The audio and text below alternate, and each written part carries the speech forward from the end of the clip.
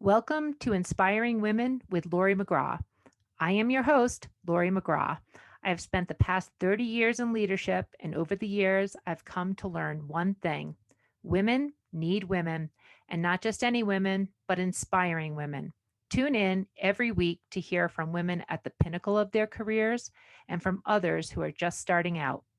Episodes can be found at inspiringwomen.show or subscribe on your favorite podcast app. Thanks for listening, and I hope you will be inspired.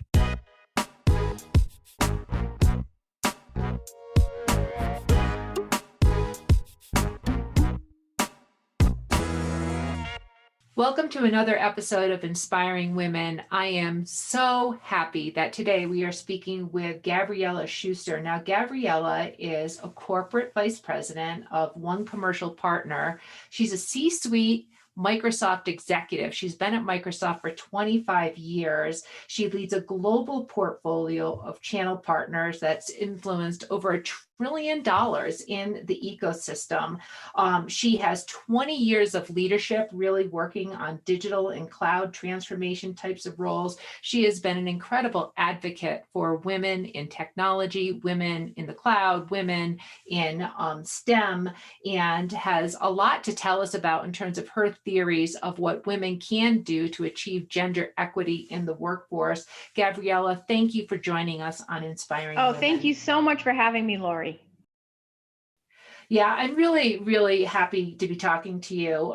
You've got such an esteemed career. You've got all these years being a senior leader at Microsoft with a deep technical background. You started at companies like Cigna and Adobe, and you're leading this very large commercial operation. Why don't you just tell us what you're doing right now? Yeah, I'd love to. So what I do is I develop the strategy for, how can Microsoft continue to expand and grow our business and support our customers through the digital transformation they're going through right now, most notably actually through the pandemic at the moment. And then how do we really forge partnerships so that we can bring the best of the technology and the innovation, and the partners that we work with can actually drive that delivery and support out to our customers, help them actually take advantage of the technology, and then build applications that are more purpose built on top of the platforms that we have for customers. And Gavriella, 25 years is a long time for anything at a particular company, and you've seemed to have a number of executive roles over the course of that trajectory. How did that happen? Did you have a plan? Did you just keep falling into the next thing? Were you pulled into the next thing? Give us a little bit about your story. Well, it was very purposeful. So yeah, for sure, it wasn't random. When I first started working, my goal was to be an experience collector, to build a lot of capabilities and experiences across a wide range of businesses, and just feel like I was always learning and growing. So for sure, the number one thing in my mind was I did not want to be a specialist. I also believe that you always have to have a plan. Like if you don't have a goal and you don't know where you're going, you will clearly never get there.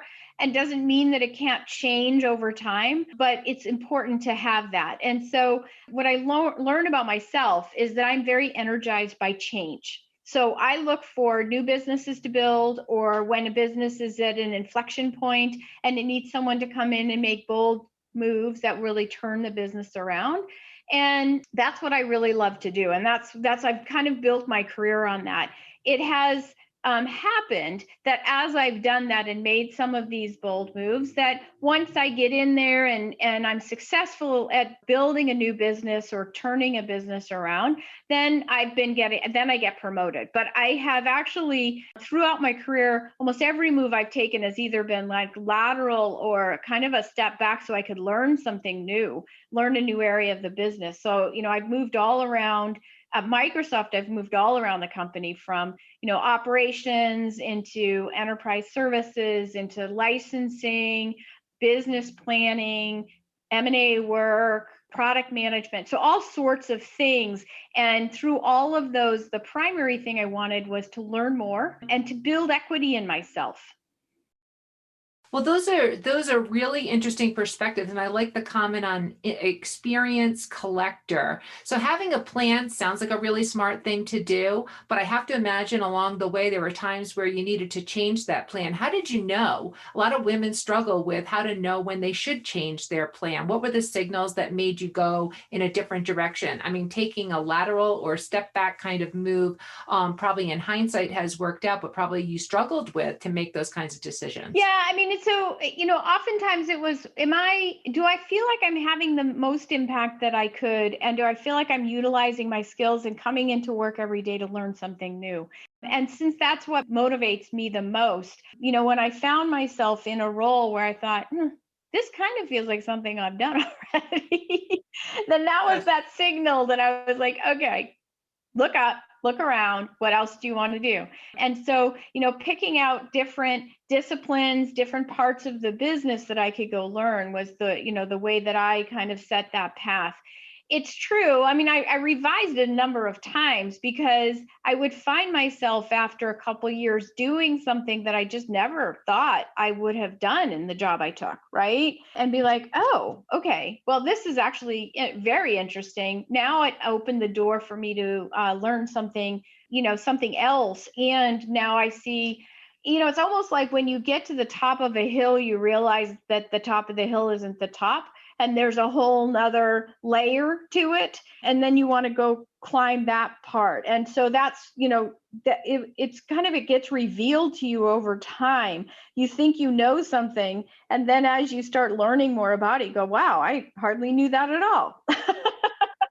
Well, it also sounds like it worked out. I mean, the portfolio that you have responsibility for now is tremendous, and that's a pretty great deal of responsibility at obviously a very impactful company, Microsoft.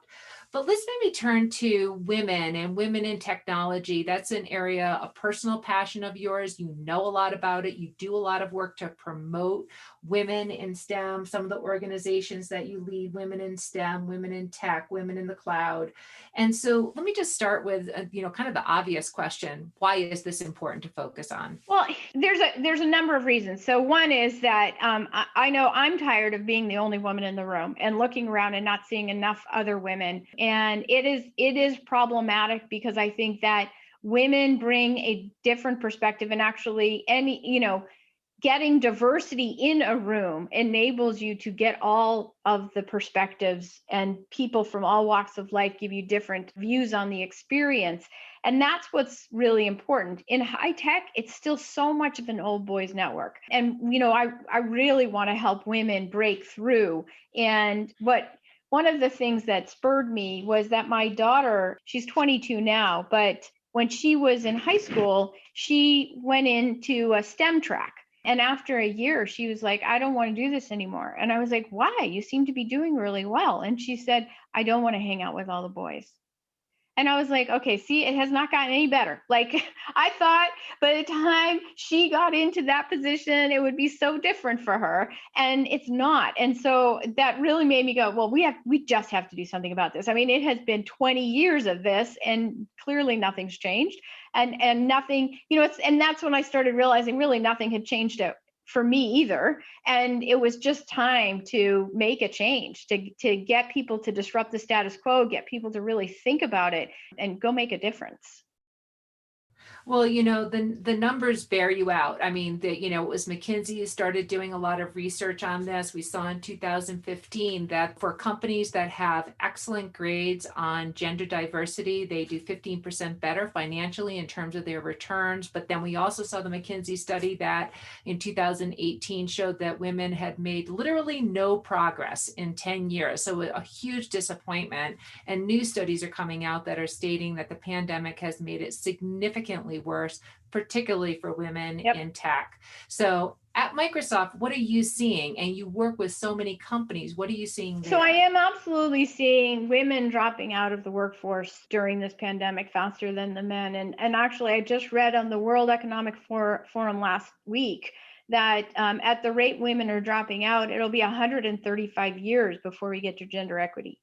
And I was like, wow, that's just staggering, right? We're just so going backwards. And as you said, in the 30 years I've been in the industry, we have declined 10 points in terms of female representation. And that's just going, it's not like we're not making progress. We're just going in the wrong direction. And then with my daughter's own experience, I'm like, well, of course, because like we're not even making it better in the academic world.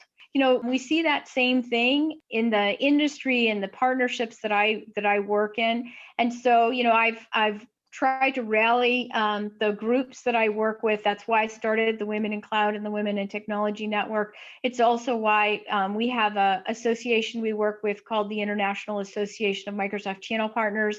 They have an arm of their organization focused on gender diversity. And then they also just started Black Channel Partners initiative to drive for racial justice across the US.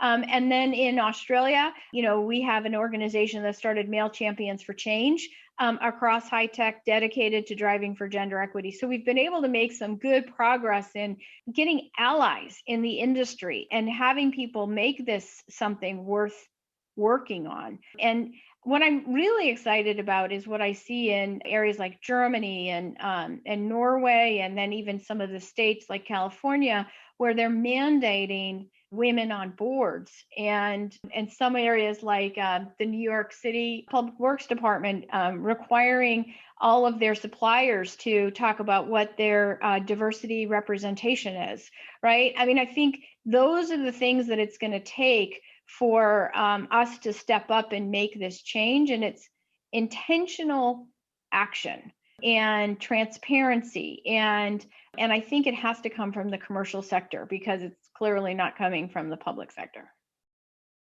Well, I think that these are really terrific initiatives. I agree with you, but maybe even take it to a personal point, because here you are so incredibly accomplished in terms of where you are in your career and what you have already done.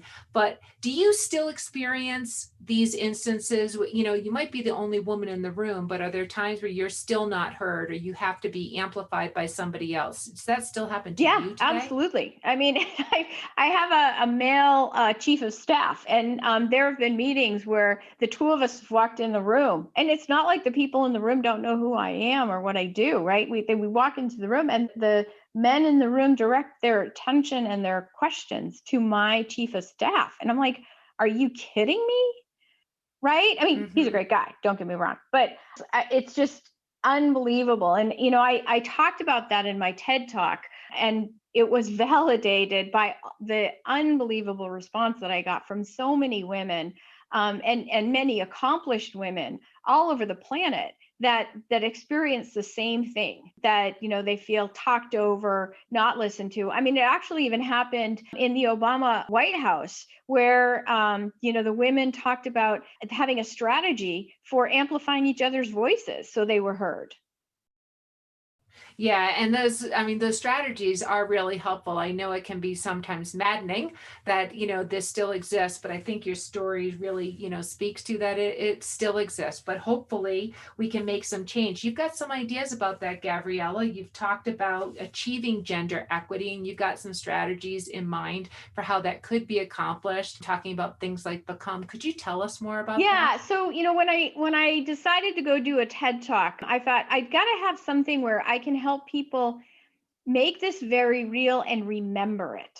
And so I took all the actions that I believe people should be taking, and thought, what's a frame that I could provide that makes it easy? And so the frame is become. Just remember, become. You want to become an ally? Let me tell you how you can become an ally. There's 4 easy steps. You connect, you outreach, you mentor, and you empower. And behind each of those, it's specific things that each individual can take to really disrupt the status quo. So in Connect, that is about connecting into your network in an intentional way and bringing women into your network. And you can do that by connecting to a network like the Women in Cloud or the Women in Technology Network. There are actually female networks across every industry, right? Bringing them into your network as business partners gives them access to you and everyone else in your network. And so that's a super powerful way to really create that amplification and be a force multiplier. The second way is in your organization, regardless of what level you are, if you are doing any kind of hiring, to think about how are we conducting the recruitment of candidates? How are we interviewing the candidates? How are we writing those job descriptions? And are we making sure that we are screening in for diversity and not screening candidates out because we're looking for a certain number of years or certain levels of experience that really only someone well-established and well-established, i.e. men, would have. And so so that's the second thing, is to really do outreach and proactively go out and find great candidates for the roles that you have open, and kind of build those succession plans from that network you create in step one, connect, right? Then the third step is mentor. Reach out and mentor women, sponsor them, promote them, help them to learn from your experiences. And that's a powerful thing because you can instill in them confidence. I mean, I think that, Laurie, that's probably hopefully what we're doing right now, instilling in other women confidence to be heard, to go out there and shape their perspective and be comfortable sharing their perspective and their voice. And then empower women in the workplace by creating an inclusive culture. By employing some of these allyship strategies of amplifying somebody else's voice and somebody else's idea, and actively going out of your way to support them. And so, Gabriella, these are, I think, really terrific steps. And I do like the easy framework that you lay out for people. The things like connecting and mentoring, those for women, I find they're kind of easy to do. We know how to build our networks a bit, with other women. As women leaders, we actively and almost instinctively work to mentor other women. What about men? You work with such a broad network of companies and, often are surrounded by men. How do you advise them to do these things? Because I would imagine that their networks they're not filled with women. They don't know the young women in their companies perhaps as much. What are you seeing, and how do you advise men? Yeah, I mean, I advise them the same way. And the response that I've gotten, I mean, has been so supportive. Mostly the men have just thought, oh, I never thought about it. I didn't know what to do. I didn't know there was something I could be doing. And so, this actually, the framework, these 4 steps, gives them something very tangible to do. It's like, you want to be an ally. Let me tell you what it means to be an ally. And this is the easy way to do it. Like if you like, there have been men, unbelievable, but there have been men who are just like, well, I just don't actually even know that many women in the industry. And it's like, wow, okay, let me help you. Let me introduce you. And let me show you how you can get to know more women, right? And I think I actually read this article in the Seattle Times probably about 8 months ago that talked about how there's still stigma associated with men and women getting together and making sure it's appropriate, right? And I think that may be something that holds men back in the networking with women, is that, they may feel awkward about it. They may feel like that's more of a dating scenario rather than a work scenario. And so it's helping them to understand and learn, I guess, how to do networking with women, right? Because maybe the networking they do with men is, in the locker room or on the golf course. And of course, that's not appropriate. So what is appropriate? Well, giving coaching, and also I think you're pretty emphatic about, you need to be an agent of change. You need to be an amplifier in order for us to achieve anything close to gender equity. And results do speak to companies and financial returns. So that's always really helpful. If we think about beyond leadership, in terms of what leaders can do, what do you think the important things are for women themselves to do? So I think women need to get comfortable being uncomfortable, right? Pushing themselves to participate, to speak up, and to share their perspective, and not to shy away when the first try doesn't succeed, right? So when you say something and people don't hear you, or they dismiss what you've said, pushing yourself to do it again, in a new way, to, work at it. It's not, like you said, it's not really fair, right? It's not necessarily fair that you have to do that, but I think it's still necessary and it works, right? The persistence pays off, and clearly helps you then establish your credibility and move to the next stage of making an impact. Well, if you think about some of the mentors that just you've had personally who have pushed you the most, like what did they do for you to help you do these very same things that this great advice that you're giving to other women? Yeah, I mean, they first they listened and empathized with with where I was at, and then they helped me to see things that I could do where it would still be authentic to me. I would still feel comfortable with it, and yet I could be heard. And how to, like, now when I go to speak, I almost instinctively and immediately start building my credibility. So it basically says, this is why you should listen to me.